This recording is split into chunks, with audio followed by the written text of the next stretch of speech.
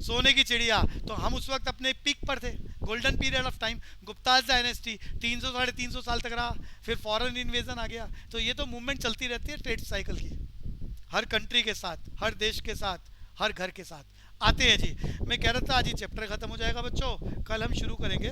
कल का मतलब मंडे से, मंडे को हम शुरू करेंगे। वैसे तो किसी भी चैप्टर से शुरू किया जा सकता है, मैं चाह रहा हूँ सबसे पहले बड़ा चैप्टर कवर कर ले, बोले तो बिजनेस ऑर्गेनाइजेशन। क्लियर है मयूरी, जितेश? यस हाँ सर। भैया। तो मंडे को बिजनेस ऑर्गेनाइजेशन का चैप्टर चलेगा भैया। उसमें ना सारा काम याद करने का है, तो आपको कोशिश करनी है, कल संडे का दिन है, कम से कम 2 बार 3 बार कंसंट्रेशन के साथ, कंसंट्रेशन के साथ, ताकि सही जवाब आप बोल पाओ, ऐसी कोशिश रहे आपकी। ठीक है सब बच्चों? मयूरी,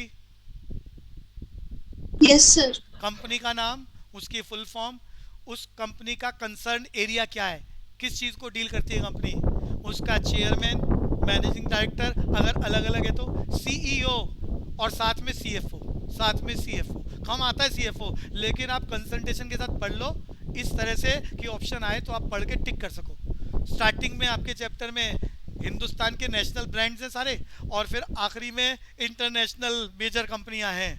तो वो सब आपको डाटा तैयार करना है, याद करना है। हम कोशिश करेंगे 1-2 दिन उसका डिस्कशन करने के लिए। उसमें कुछ समझाने लायक नहीं है, अगर कोई चेयरमैन है तो बस वो है, आपको याद करना है, पेपर में आएगा, टिक करना है। कंपनी किस किस सेक्टर में काम करती है ये भी याद करना है, ये भी याद करना है। और एक और बात बोलूँगा, जो अरे फॉर्च्यून मैगजीन होती है ना, 500 फॉर्च्यून मैगजीन की लिस्ट में पहला है वो याद कर लेना, फर्स्ट वाला पूछा जाएगा। मेरी बात समझ में आती है यश? नहीं तो मैं क्लास में जब हाँ भैया, बताऊंगा फॉर्च्यून तब और बता दो। फॉक्स। हाँ, फोर्ब्स मैगजीन यूएसए में निकलती है, प्रिंट होती है, तो पूरी दुनिया में उससे आइडिया लग जाता है कॉर्पोरेट सेक्टर का कि नंबर 1 पर कौन चल रहा है। एम्प्लॉयमेंट की अलग लिस्टें तैयार की जाती है, बिजनेस क्लास की अलग तैयार की जाती है। वो सब डिस्कस जब मैं चैप्टर करूंगा तो आइडिया दे दूंगा आपको। तो बिजनेस साइकिल, और मैंने एक चैप्टर और बोला आपको जिसमें सिर्फ, वैसे तो सारे चैप्टर आसान है बीसीके में, टर्मिनोलॉजी का क्या खेल रहा बच्चों, सिर्फ पढ़ना है आपको। Terms, bull, bear, balance of payment, foreign exchange market, इसमें से बहुत सारी चीजें आपको पहले से मालूम है, 11th 12th में आपने पढ़ी हुई है। Cardinal utility, ordinal utility, Mayuri पढ़ा कुछ आपने? चैप्टर 3 का बोलते हैं।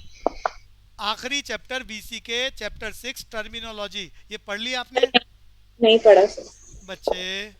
अरे इतना बड़ा दिन होता है। मयूरी, घर में माता की हेल्प करते हो खाना बनाने में? सच बोलना, खबरदार। नहीं सर। हे भगवान, इतने बड़े हो गए माता की भी हेल्प नहीं करते और पढ़ाई भी पूरी नहीं करते, ये तो बदमाशी है। अरे घर वालों की भी एक्सपेक्टेशन होती है, वो आपको बोलते नहीं है, लेकिन आपकी जिम्मेदारी है, हेल्प करा दिया करो। नहीं करानी चाहिए मयूरी? सर करनी चाहिए। तो करा दिया करो। कोई कहे दूसरा, बड़ा, मदर, फादर, तो ही काम थोड़ा ना करना होता है। बड़े हो गए आप, पता है आप, मान लो आज आपने हेल्प करी, अरे अंदर से बड़ी खुशी मिलती है पेरेंट्स को कि हमारे बच्चे बड़े हो गए हैं, लायक हो गए हैं। आज आपको पढ़ाई करके सीए की डिग्री भी हासिल करनी है, और घर वालों की भी, मैं सबको बोल रहा हूँ, इसमें ये मत सोचना कि भाई लोगों की बात नहीं कर रहा मैं, हेल्प वो भी करा सकते हैं, उसमें क्या बात है? क्यों जितेश? घर वाले कोई काम कर रहे हैं तो उसमें आप हेल्प करा सकते हो, नहीं करा सकते? करा सकते हैं। मैं यही कह रहा हूँ, घर वालों को खुशी मिलेगी बच्चों, उन्हें लगेगा कि हमने इतने साल अपने बच्चों के लिए इतना कुछ करा है, तो भैया आज कुछ ये डिसीजन बढ़िया कर रहे हैं, ये उनके कहने को मौका मत दो। तो ऐसा कभी कभी उन्हें खुश कर दिया करो, वो आपको हमेशा से खुश करते आ रहे हैं, तो थोड़ी आपकी भी जिम्मेदारी है, तो उनकी तरफ चिंता करा करो। तो वापस आ जाते हैं जी, बिजनेस साइकिल। भैया अनुषा को ऐड कर दो। हाँ कर लिया जी, कर लिया, कर लिया। तो ट्रेड साइकिल सीधा टॉपिक पर ही है भैया। ट्रेड साइकिल में डायग्राम की बात कर लेते हैं सीधा, सामने डाटा अवेलेबल है, मैंने लिख दिया है। ट्रेड साइकिल में 4 फेज होते हैं, एक्सपेंशन, पीक, कॉन्ट्रैक्शन एंड ट्रॉफ। अरे ट्रॉफ बोलना जरा, आर्यन क्या बोला मैंने, चारों नाम बोलो। एक्सपेंशन, पीक, कॉन्ट्रैक्शन और ट्रॉफ, क्या? ट्रॉफ, ट्रॉफ। टी, ट्रॉफ। अरे बोलना जितेश, दोबारा बोलना क्या? Expansion, peak, contraction, drop. ट्रॉफ। तो ध्यान इधर देखो बच्चों, ये इस दुनिया का व्यवहार है बच्चों, ये हमने ये एक एवरेज लाइन बना दी है बच्चों। कोई भी कंट्री, पहले कोई भी कंट्री का व्यापार, लॉन्ग पीरियड की बात हो रही है, पहले ये सामने डायग्राम बना ही हुआ है, इसे क्या बोल रहे हैं? एक्सपेंशन। एक्सपेंशन में जाता है, फिर एक्सपेंशन में एक्सट्रीम पोजीशन पर पहुंच जाता है, उसे क्या बोल रहे हैं? पीक। अरे पीक का एक और नाम है बूम। अरे सामने देख लो लिखा हुआ है, पहले एक्सपेंशन चलता है, एक्सपेंशन का एक और नाम है अपस्प्रिंग। क्या बोलते हैं बच्चों? अपस्प्रिंग। इसमें क्या चलता है, चीजें याद करना शुरू करो। ये इन्फ्लेशन का फेज होता है। जितेश, कोई एक बच्चा मेरे साथ साथ बोलेगा, अरे इन्फ्लेशन समझते हो क्या होता है? बोलते चलो हाँ जल्दी भैया। जल्दी। इस सिचुएशन में क्या चल रहा होता है? इन्फ्लेशन। इन्फ्लेशन का मतलब क्या होता है? Tendency of price rise. और थोड़ी बातें बोल, अरे पेपर वाला क्वेश्चन में टिक कराएगा। एक्सपेंशन का फेज, दूसरा नाम अपस्विंग। अपस्विंग में कंट्री मूव कर रही होती है, प्रोडक्टिविटी बढ़ रही होती है, प्रोडक्शन बढ़ रहा होता है, एम्प्लॉयमेंट बढ़ रहा होता है, नेशनल इनकम बढ़ रहा होता है, जीडीपी ग्रोथ रेट बढ़ रहा होता है, प्राइस राइज बढ़ रहा होता है, most important demand is more than supply चल रही होती है। ये बातें याद हो गई? इस फेज में क्या घटना घटती है? बोलते चलो जल्दी जल्दी जितेश। हाँ। एक्सपेंशन का दूसरा नाम अपस्विंग होता है। अपस्विंग होता है, इस फेज के अंदर देश की प्रोडक्टिविटी बढ़ती है, efficiency to do the work, national income boost हो रहा है, पर कैपिटा इनकम बढ़ रही होती है, डिमांड सप्लाई से ज्यादा हो रही होती है, इन्फ्लेशनरी फेज होता है। इन्फ्लेशन का मतलब tendency of price rise. Mayuri clear हो गया? Yes sir. फिर हम बढ़ते बढ़ते एक्सट्रीम पोजीशन पर आ जाते हैं। ऐसे समझो आप पढ़ाई कर रहे हो, मान लो आपकी कैपेसिटी एक दिन में 16 घंटे से ज़्यादा पढ़ाई नहीं कर सकते। जब आप 16 घंटे रोज पढ़ना शुरू कर दोगे तो पीक आ जाएगा, उससे ज़्यादा पढ़ाई नहीं कर सकते। वहाँ प्रोडक्टिविटी सबसे ज़्यादा होगी, वो आपका बूम होगा, वो आपका बूम होगा। अरे पीक का दूसरा नाम याद हो गया बच्चों? अभी मैंने बोला है, पीक का दूसरा नाम बोलो। बूम। बूम। यहाँ पर ऑप्टिमल यूटिलाइजेशन है कंट्री के रिसोर्सेज के। यहाँ जीडीपी सबसे ज़्यादा होगा, जीडीपी सबसे ज़्यादा होगा, प्रोडक्टिविटी सबसे ज़्यादा होगी, इंफ्रास्ट्रक्चर सबसे ज़्यादा बूस्टअप होगा, बूम यानी पीक। और जब अरे पहाड़ की चोटी पर जब पहुंच जाओगे और ऊपर चढ़ने लायक, ऊपर जाने लायक कुछ बचेगा ही नहीं, तो उसके बाद एकमात्र रास्ता है नीचे जाने का। अरे बात समझ में आ रही है? अरे पहाड़ी की चोटी पे खड़े हो जाओगे तो उसके बाद नीचे जाओगे, ऊपर तो कहीं जा ही नहीं सकते, तो नीचे जाने का खेल शुरू होगा, नीचे जाने का खेल शुरू होगा। इकोनॉमी में लोग लेजी हो जाएंगे। अरे इकोनॉमी में जब लोग पीक पर पहुंच जाएंगे, कमाई बहुत ज़्यादा बढ़ जाएगी, सब वेल्दी हो जाएंगे, तो उनके बच्चे क्या, बच्चों को लगेगा इतना सारा पैसा है, क्या ज़रूरत है मेहनत करने की, डिग्रियाँ लेने की, एफर्ट्स करने की, तो वहाँ क्या लेजीनेस आएगा। लेजीनेस आने से डाउनफॉल शुरू हो जाएगा। आइडिया लग रहा है आर्यन बाबा? हाँ भैया। तो लेजीनेस आने से डाउनफॉल आने लग जाएगा। डाउनफॉल आने को क्या बोल रहे हैं बच्चों? सामने फेज याद करते जाओ। कॉन्ट्रैक्शन का दूसरा नाम रिसेशन, का तीसरा नाम डाउन स्विंग। याद हो गया बच्चों? कॉन्ट्रैक्शन, डाउन स्विंग, रिसेशन, वो कोई भी नाम बोल देगा। इतनी बात क्लियर हो रही है? हाँ। चैप्टर खत्म हो रहा है अगले 5 मिनट में, ध्यान से सुनो जितनी बातें बोल रहा हूँ। डाउन स्विंग में क्या होता है? इफेक्ट याद कर लो। यहाँ पर सप्लाई ज्यादा होती है, डिमांड कम होती है, यानी फैक्ट्री में गुड्स बने हुए होते हैं, बिक ही नहीं रहे होते। ऐसी कंडीशन में स्कीमों के साथ बेचने की कोशिश की जाती है, सस्ता करके बेचने की कोशिश की जाती है। इसे क्या बोलते हैं बच्चों? सबने याद करा है, जल्दी बोलो। डिफ्लेशन। डिमांड कम हो जाती है, डिफ्लेशन का फेज चलता है, कैपेबिलिटी कम हो जाती है, प्रोडक्टिविटी कम होने लगती है, एफिशिएंसी डू द वर्क कम हो जाती है, लेजीनेस आ जाती है इकोनॉमी में, अरे सुस्ती आ जाती है। बात समझ में आ रही है जितेश? हाँ हाँ। और जब ये सुस्ती, अरे धीरे धीरे जो निकम्मे लोग हैं वो जब तक उनका पोटेंशियल और कम और कम और कम, ये सबसे नीचे जो पॉइंट है ना, इसे हिंदी में बोलते हैं गर्त। अरे क्या बोलते हैं बच्चों? गर्त को इंग्लिश, गर्त समझते हो? अरे खाई होती है ना, खाई का सबसे डीपेस्ट पॉइंट, अरे खाई का सबसे डीपेस्ट पॉइंट, ये खाई बना रखी है, गर्त। गर्त में चली जाती है जब इकोनॉमी, तो गर्त को इंग्लिश में बोलते हैं ट्रॉफ। क्या बोलते हैं? अनुषा मैंने क्या बोला है? गर्त। अरे गर्त तो हिंदी का शब्द है, पेपर में तो इंग्लिश में आएगा ना, ट्रॉफ। ट्रॉफ। हाँ सही, बिल्कुल ठीक है जी, ट्रॉफ। ट्रॉफ, गर्त में पहुंच जाते हैं, ट्रॉफ। बॉटम लाइन, बिल्कुल जो बॉटम पॉइंट है, बिल्कुल डाउनफॉल सिचुएशन है। तो नाम याद कर लो बच्चों, डाउन वाला फेज जो फॉर्म है ट्रॉफ। ट्रॉफ का दूसरा नाम क्या है बच्चों? डिप्रेशन। अरे ट्रॉफ का दूसरा नाम क्या है? डिप्रेशन। डिप्रेशन। कंफ्यूज मत हो जाना, कुछ बच्चे गड़बड़ झाला कर देते हैं, रिसेशन डिप्रेशन एक ही बात समझते हैं। कॉन्ट्रैक्शन का जो फेज चल रहा है, जिसमें इकोनॉमी डाउन जाती जा रही है, डिफ्लेशन का फेज चल रहा है, उसे क्या बोल रहे हैं? रिसेशन। रिसेशन। और जब बिल्कुल डीपेस्ट पॉइंट पे पहुंच जाते हैं, गर्त में पहुंच जाते हैं, ट्रॉफ में पहुंच जाते हैं, तो उसे क्या बोला जा रहा है? डिप्रेशन। बात समझ में आ रही है? अरे जितेश समझ में आ रही है? हाँ भैया। और जब सबसे नीचे चले गए तो उसके बाद भैया एकमात्र रास्ता है, आप चाहे लेफ्ट चलो चाहे राइट चलो, आपकी रिकवरी शुरू हो जाएगी, आपकी ग्रोथ शुरू हो जाएगी। अरे बात समझ में आ गई बच्चे? हाँ। तो 4 फेज मैंने आपको याद करा दिए with reason and explanation. Expansion का खेल चलता है जिसे अपस्विंग कहते हैं। इस फेज में प्रोडक्टिविटी बढ़ती है, डिमांड ज़्यादा रहती है, इन्फ्लेशनरी फेज होता है। इस दुनिया की हर सरकारें अपने आप को इसी फेज में रखना चाहती हैं, हिंदुस्तान भी इसी फेज में अपने आप को रखना चाहता है। और जब इस फेज में हम पीक पर पहुंच जाते हैं, टॉप एंडिंग पॉइंट पे पहुंच जाते हैं, तो उसे बूम बोलते हैं। और जब ऊपर पहुंच जाते हैं तो गिरना स्वाभाविक है, लेजीनेस आ जाती है इकोनॉमी में, लोगों में एफिशिएंसी डू द वर्क कम हो जाता है, इसे बोलते हैं कॉन्ट्रैक्शन और डाउन स्विंग और रिसेशन। और ऐसी कंडीशन में सप्लाई पावरफुल होती है, डिफ्लेशन का खेल चलता है, और जो सबसे डीपेस्ट पॉइंट है उसे क्या बोलते हैं? ट्रॉफ, या बोलो बच्चों? डिप्रेशन। इन फेजेस को रिफ्लेक्ट करने के इंडिकेटर्स को कहा जाता है economic indicator.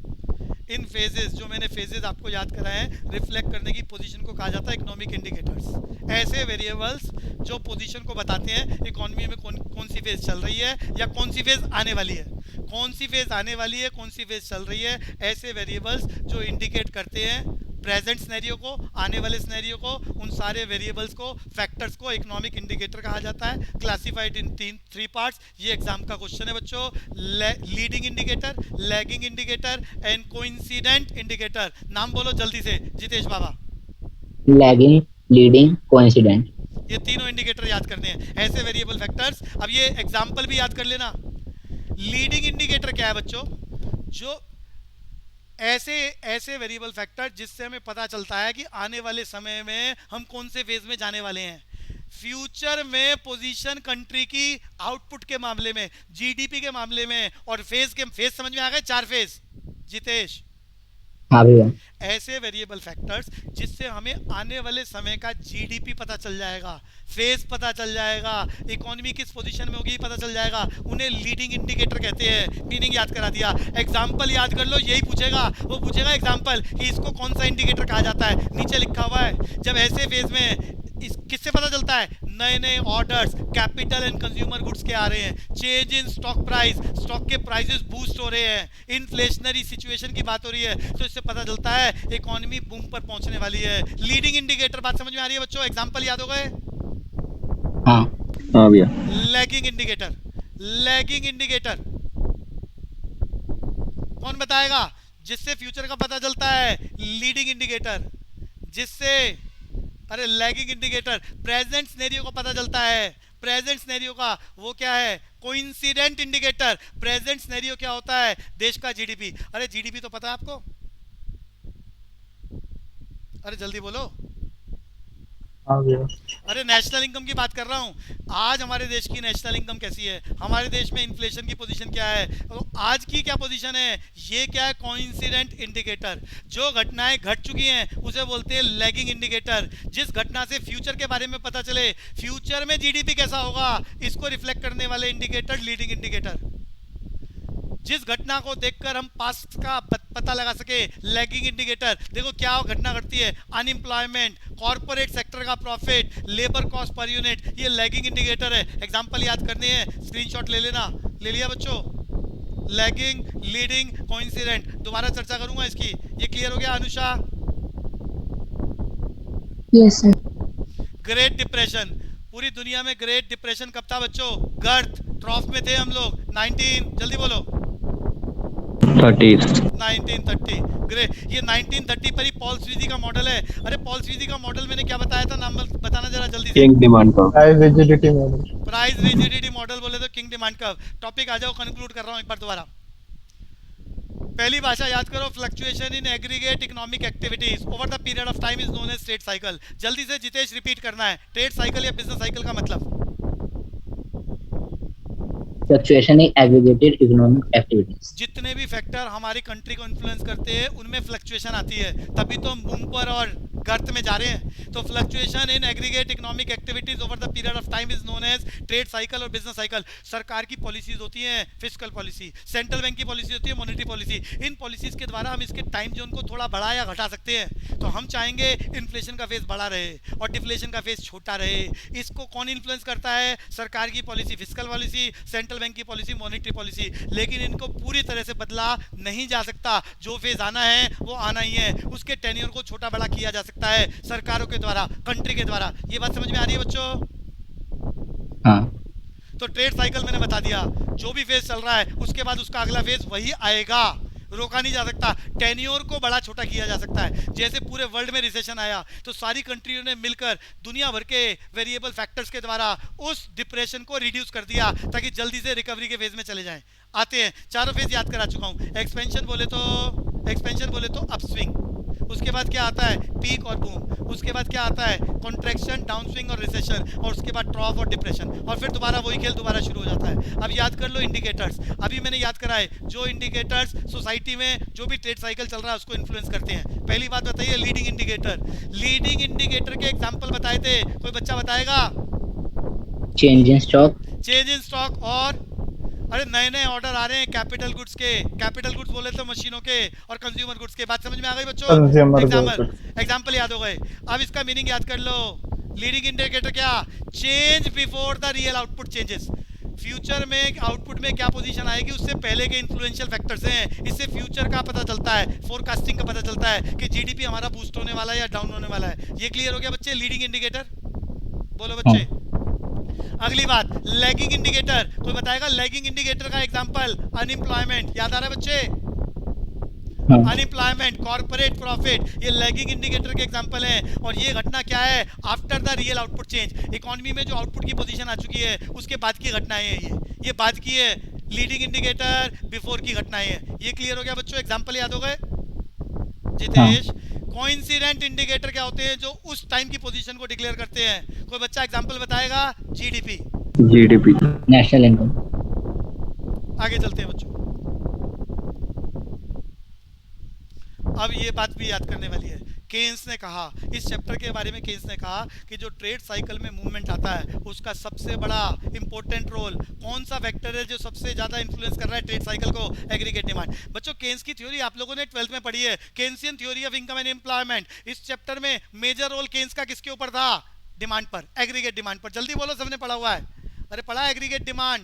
Demand creates its own supply. तो केन्स कह रहा है इकोनॉमी में जो भी ट्रेड साइकिल का मूवमेंट चल रहा है उसमें मोस्ट इंपॉर्टेंट वेरिएबल फैक्टर क्या है? एग्रीगेट डिमांड या एग्रीगेट इफेक्टिव डिमांड। ये क्लियर हो गया? जल्दी जल्दी बोलते जाओ जी।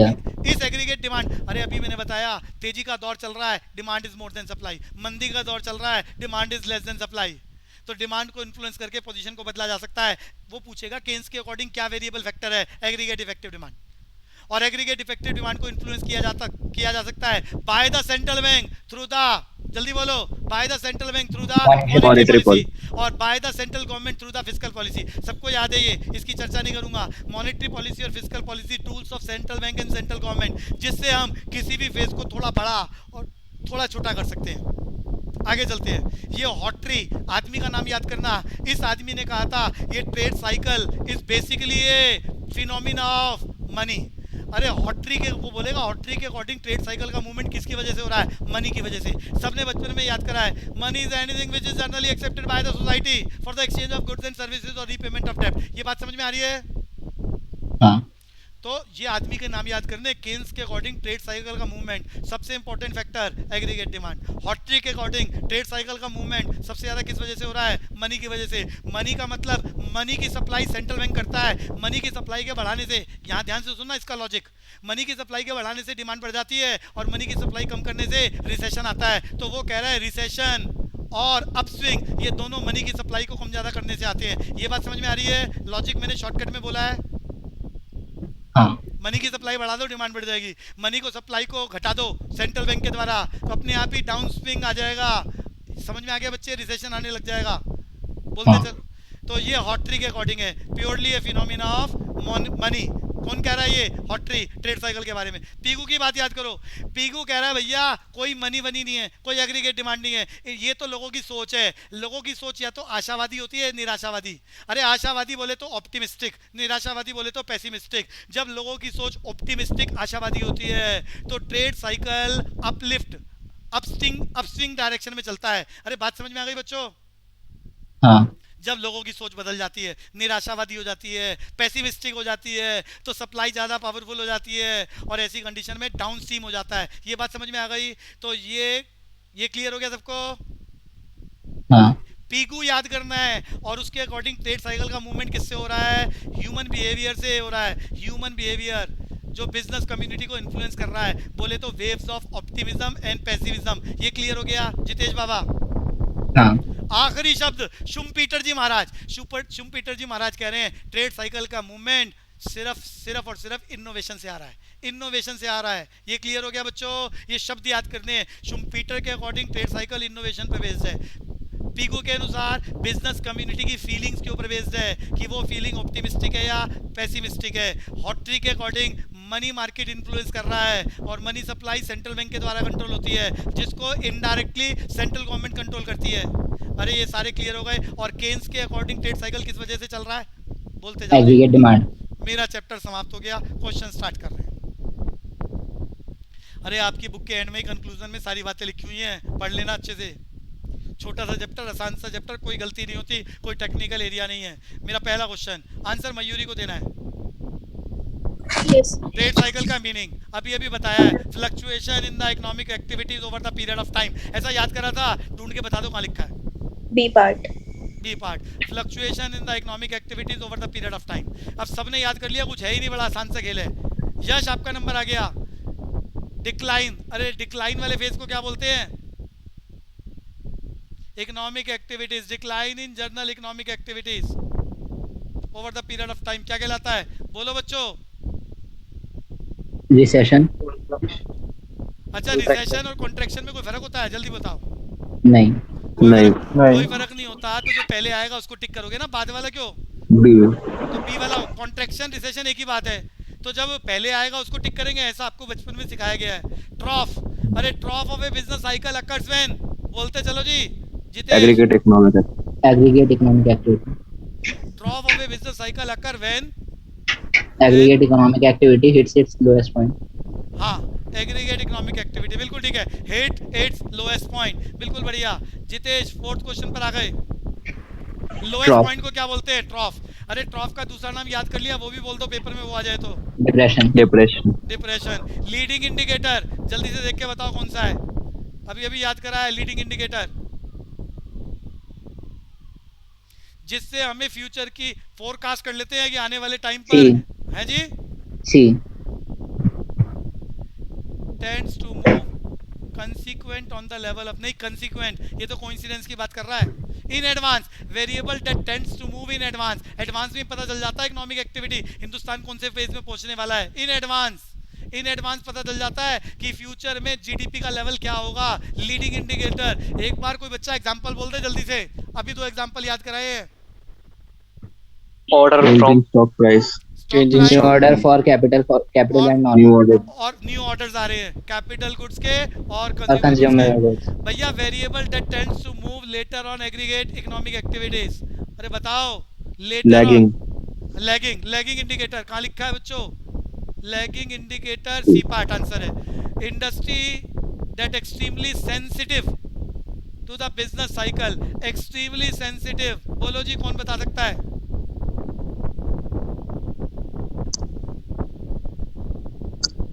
सी पार्ट होना चाहिए। बी। सबसे ज्यादा सेंसिटिव फ्लक्चुएशन किस में रहती है? मुझे रीजन भी चाहिए होगा। अरे वो बोल रहा है सेंसिटिव का मतलब होता है फ्लक्चुएशन। देख सारे बच्चे ध्यान से सुनना, खाना पीना चाहे मंदी का दौर हो चाहे तेजी का दौर हो, जिसने 400 ग्राम खाना है 400 ग्राम ही खाना है जिंदा रहने के लिए, उसमें अप डाउन नहीं आता। सबको समझ में आता है जो मैं कहना चाह रहा हूँ? मेरी बात समझ। कंज्यूमेबल गुड्स बोले तो पेरिशेबल गुड्स, ये चाहे मंदा हो तेजी हो, ये कंसिस्टेंट रहता है। इसमें सेंसिटिविटी नहीं होती, इसमें वेरिएबिलिटी फ्लक्चुएशन नहीं होती। मयूरी मेरी बात समझ में आ रही है? बच्चों Yes, sir. तो फ्लक्चुएशन किस में होता है? मशीनों में, कैपिटल गुड्स में, फिक्स असेट्स में, ड्यूरेबल गुड्स में, इसमें फ्लक्चुएशन आता है। मंदी में ये बहुत कम हो जाता है, इन्वेस्टमेंट इसमें इन्वेस्टमेंट कम हो जाता है इन चीज़ों पे, और तेजी में इनमें इन्वेस्टमेंट बहुत ज़्यादा हो जाता है। ये सेंसिटिव गुड्स हैं जिनकी फ्लक्चुएशन अप एंड डाउन होती है इन्वेस्टमेंट में। बात समझ में आ रही है? जल्दी जल्दी बोलना है जी। हाँ डी अब बताओ। डी पार्ट अरे रीजन लॉजिक के साथ समझना है ताकि पेपर का आंसर टिक कर पाओ। Decrease in the government spending, अरे फिर समझ लो, ट्रेड साइकिल में जो मूवमेंट आ रही है वो इन्वेस्टमेंट की वजह से आ रही है। बूम के अंदर इन्वेस्टमेंट अपनी पीक पोजीशन पर होती है और ट्रॉफ में अपने डाउन पोजीशन में होती है, तो इन्वेस्टमेंट में फ्लक्चुएशन चल रही है, इन्वेस्टमेंट में फ्लक्चुएशन चल रही है, तो डिक्रीज इन गवर्नमेंट स्पेंडिंग। अरे सरकार की इन्वेस्टमेंट इंफ्रास्ट्रक्चर को लेके, पुलों को लेके डिक्रीज हो रही है। अब बताओ सोच के। एग्रीगेट डिमांड कम हो जाएगी, बढ़िया शिफ्ट बात, टू द लेफ्ट। बढ़िया बात, क्या बढ़िया बात। अरे समझ, अरे बचपन की बात याद दिला देता हूँ। अरे एग्रीगेट डिमांड याद आ रहा है बच्चों? सी प्लस, जल्दी बोलो। आई। एग्रीगेट डिमांड बचपन में याद करा था, सी प्लस आई। बच्चों आई क्या है? Investment, autonomous investment done by the government. तो हम कहते थे अगर सरकार इन्वेस्टमेंट बढ़ा दे तो एग्रीगेट डिमांड ऊपर चला जाएगा, और घटा दे तो नीचे चला जाएगा। अरे याद आ रहा है? हाँ। तो यहाँ वो कह रहा है डिक्रीज इन गवर्नमेंट स्पेंडिंग, तो ऑटोनोमस इन्वेस्टमेंट डाउन जा रही है, aggregate demand shift leftward. Clear हो गया बच्चों? अरे जल्दी जल्दी बोलो बच्चों। हाँ। तो रीजन लॉजिक समझ लेना, डायग्राम भी सामने बना रहा हूँ, आप सबको आता है, पुरानी क्लासेस में कर रखा है। तो अगले क्वेश्चन पर चलते हैं। एक्सपेंशन की घटना नहीं है, जल्दी बताओ जी। फॉलोइंग डज नॉट अकर, बोलो जी। डी पार्ट भैया, कंज्यूमर परचेज। अरे कंज्यूमर की परचेज बढ़ रही है, डिमांड बढ़ता है तो ये एक्सपेंशन है, एम्प्लॉयमेंट बढ़ती है ये एक्सपेंशन है, प्रॉफिट बढ़ता है एक्सपेंशन है। ये तीनों के तीनों एक्सपेंशन की बात कर रहे हैं। मयूरी बात समझ में आ गई? Yes, sir. Mayuri 10th question answer चाहिए। Best describe typical business cycle. Business cycle के बारे में बेस्ट बताओ, क्या लिखा है? The first part. Economic expansions are followed by economic contractions. बिल्कुल ठीक है, कॉन्ट्रैक्शन होगा फिर एक्सपेंशन होगा। बच्चों सारे ध्यान से सुनना, कॉन्ट्रैक्शन का पीक क्या होता है? जल्दी बोलो। डिप्रेशन। एक्सपेंशन का पीक क्या होता है? बूम। बूम। तो बेसिकली दो ही चीजें चल रही हैं, down upswing down swing, upswing down swing, और एक का पीक ट्रॉफ कहलाता है, दूसरे का पीक बूम कहलाता है। अरे बात समझ में आ गई बच्चों? Mayuri? Yes, sir. 11th Jitesh answer चाहिए। ड्यूरिंग द रिसेशन, अरे मंदी के दौर में अनएम्प्लॉयमेंट कम होती है, ज्यादा अनएम्प्लॉयमेंट ज्यादा होती है। हाँ, अनएम्प्लॉयमेंट बढ़ती है और आउटपुट कम होता है, कम होता है। ढूंढ ए लेना पार्ट। कौन सा आंसर है। ए। जल्दबाजी में कुछ बच्चों को एम्प्लॉयमेंट पढ़ने में नजर आता है, अनएम्प्लॉयमेंट लिख रहा है, बेरोजगारी बढ़ती है। बिल्कुल ठीक है जी। अरे 4 फेजेस देख के बताओ जरा कौन से हैं? ए पार्ट। 4 फेजेस है जी। ए पार्ट। ए। एक्सपेंशन के बाद पीक, पीक के बाद कॉन्ट्रैक्शन, कॉन्ट्रैक्शन के बाद ट्रॉफ। तो डायग्राम, अरे सबको क्लियर हो गया?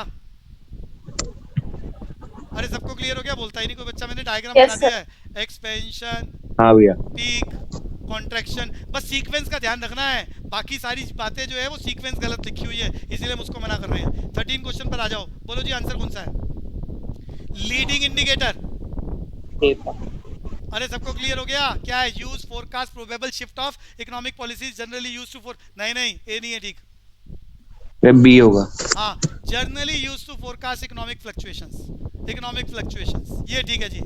Aggregate economic activities in declining is declining. अरे इकोनॉमिक एक्टिविटीज डिक्लाइनिंग कर रही है तो इकोनॉमी, कॉन्ट्रैक्शन। इकोनॉमी में क्या चल रहा है? कॉन्ट्रैक्शन। बढ़िया बात। पीक एंड ट्रॉफ, अरे ट्रॉफ बोलना आ गया सबको? आर्यन बोलना peak and trough. Aryan answer बोलना है। Of the business cycle are known as collectively.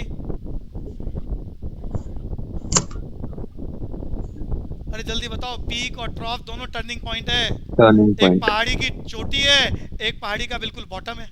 अरे दोनों के दोनों टर्निंग पॉइंट है, जिसके बाद टर्न हो जाता है। डाउन जा रहे हो तो अप होना शुरू हो जाते हो, अप जा रहे हो तो डाउन होना शुरू हो जाते हो। पीक पोजीशन है, पीक को क्या बोल रहे हैं? बूम। और सबसे लोएस्ट पॉइंट को क्या बोल रहे हैं? बोलते चलो। डिप्रेशन या ट्रॉफ। जितेश आपका नंबर आ गया, बोलो अगला question. Most probable outcome of increase in money supply. अरे मनी A. सप्लाई बढ़ रही है, A. इंटरेस्ट रेट बढ़ेगा। क्या बात करता है? नहीं सी है।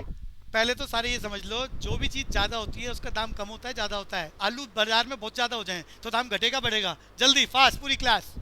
घटेगा। घटेगा। तो ये घटेगा। दाम भैया, rate of interest is nothing but the cost of money. इतना गड़बड़ झाला क्यों कर रहे हो?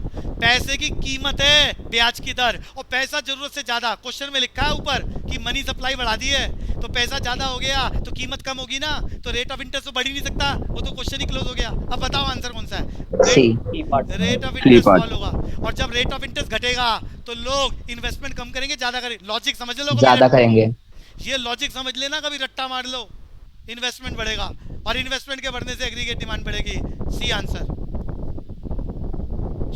यश आपका नंबर आया। कौन सा फीचर बिजनेस साइकिल का करेक्टर नहीं है? 17 question.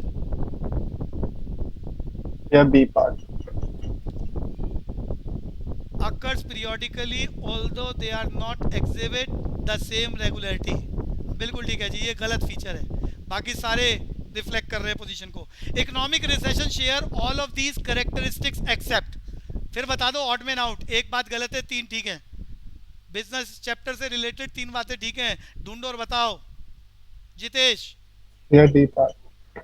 income of wage and interest earner gradually decline resulting in decrease in demand for goods and services। वो कह रहा है अच्छा, अरे रिसेशन की बात कर रहा है। रिसेशन में इकोनॉमिक D होगा। रिसेशन है जी। D. Share of all of these characters. सारी घटनाएं घटेंगी एक को छोड़कर, कौन सी घटना नहीं घटेगी वो ढूंढनी है। Income Increase in of the price. Wage and interest earner gradually decline.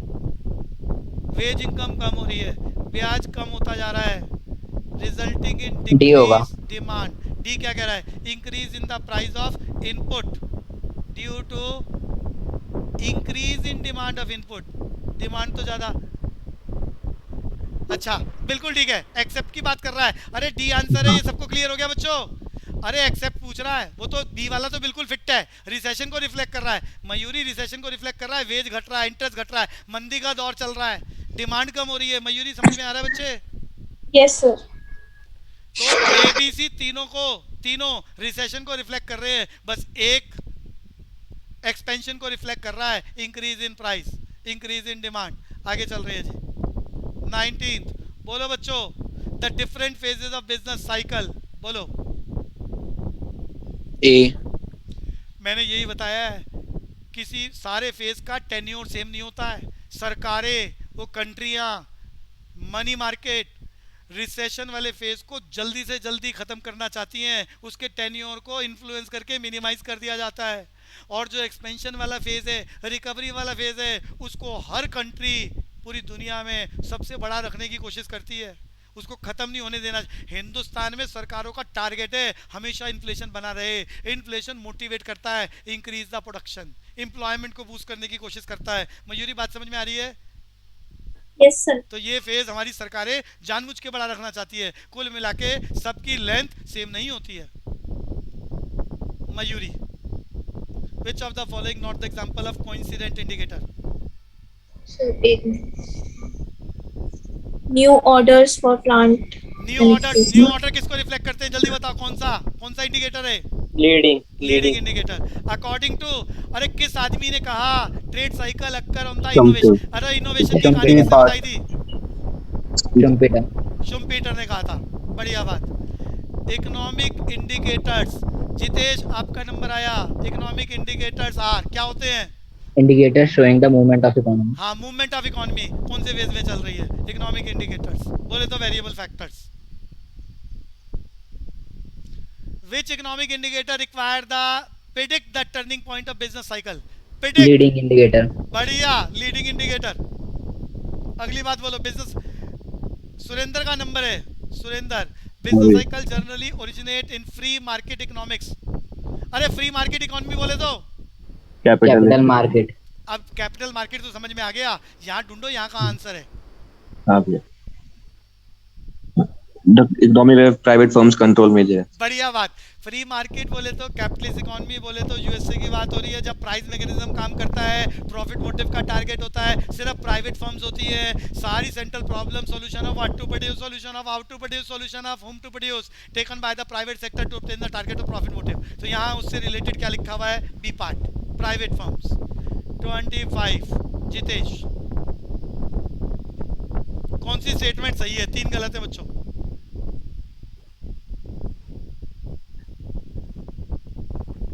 Yes, C. C. Business cycle generally effect all sector of economy, all sector of economy, बिल्कुल all sector of economy, but business sector is particular. Business sector को तो influence करेगा ही करेगा, NGO कम influence होते हैं क्योंकि उनका target profit motive नहीं होता है। अकॉर्डिंग टू केन्स, बोलो जी केन्स क्या कह रहा था? सबने याद करा? Fluctuation in aggregate demand. Which of the following is the causes of business cycle? बता दो best. All of the above. All of the above. बिल्कुल बढ़िया जी। एग्रीगेट डिमांड भी इन्फ्लुएंस कर रहा है। एग्रीगेट डिमांड इन्वेस्टमेंट की वजह से मूव करता है, गवर्नमेंट स्पेंडिंग भी इन्वेस्टमेंट को रिफ्लेक्ट कर रहा है। बिल्कुल ठीक है, ऑल ऑफ द अबव। तो क्या छोटा सा चैप्टर है, चैप्टर क्लोज। जितेश समझ में आ गया? हाँ भैया। अरे मार्केट वाला खेल समझ में आ गया था सबको? सारे क्वेश्चन कर लिए आपने? प्रीति भारद्वाज, यस सर। अनुषा हो गया आपका? अनुषा को कंफ्यूजन है कुछ? अनुषा सर मार्केट चैप्टर अच्छी